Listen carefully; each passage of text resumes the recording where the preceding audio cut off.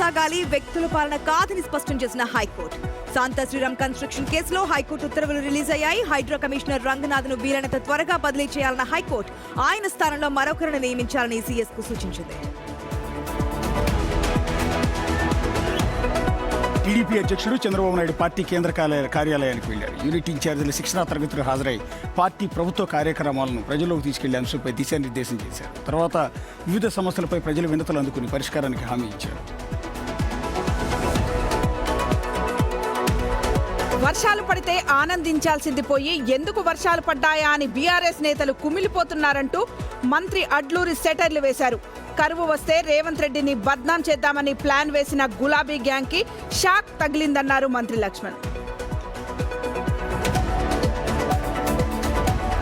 ఏపీలో ఎస్ఐఆర్ ముసాయిదా ఓటర్ జాబితా విడుదలైంది. 3,71,00,000 మంది ఓటర్లు ఎన్యూమరేషన్ సమర్పించారని సీఈఓ వివేక్ యాదవ్ తెలిపారు. 4,16,00,000 ఓటర్లలో 89.22% ఫారాలు ఇచ్చినట్లుగా ప్రకటించారు. అక్టోబర్ 3న ఓటర్ ఫైనల్ లిస్టు విడుదల చేస్తారు.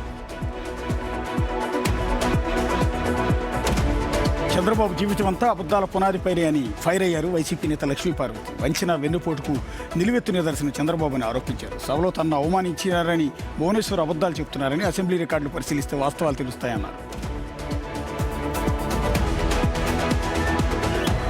భద్రాచలం దగ్గర గోదావరికి రెండో ప్రమాద హెచ్చరిక జారీ అయింది. ఎగువ ప్రాంతాల్లో కురుస్తున్న వర్షాలకు భారీగా వరద నీరు వస్తుంది. ప్రస్తుతం నీటి మట్టం 48 అడుగుల దగ్గర ఉంది. లోతట్టు ప్రాంతాల ప్రజలు అప్రమత్తంగా ఉండాలని ఆదేశాలు ఇచ్చారు అధికారులు. గోదావరి పరివాహక ప్రాంతాలకు హెచ్చరికలు జారీ చేశారు.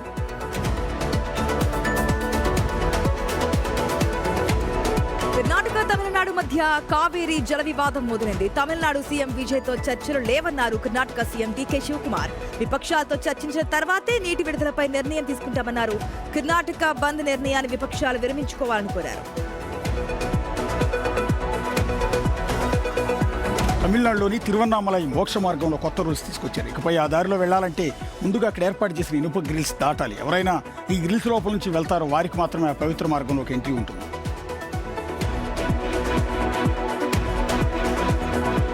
తనను ఎవరైనా అరెస్టు చేస్తే ఇజ్రాయెల్ ప్రత్యేక దళాలు రంగంలోకి దిగుతాయని హెచ్చరించారు నెతన్యాహు.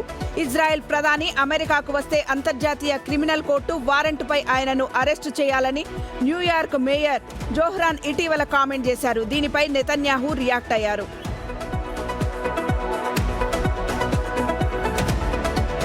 స్టాక్ మార్కెట్లు వరుసగా మూడో రోజు లాభాల్లో ముగిశాయి. సెన్సెక్స్ 166 పాయింట్లు లాభపడి 78,094 వద్ద స్థిరపడింది. నిఫ్టీ 66 పాయింట్ల లాభంతో 24,383 వద్ద ముగిసింది. ఆటో ఫైనాన్షియల్ స్టాక్స్ లో కొనుగోళ్లలో మద్దతు సూచీలకు కలిసొచ్చింది.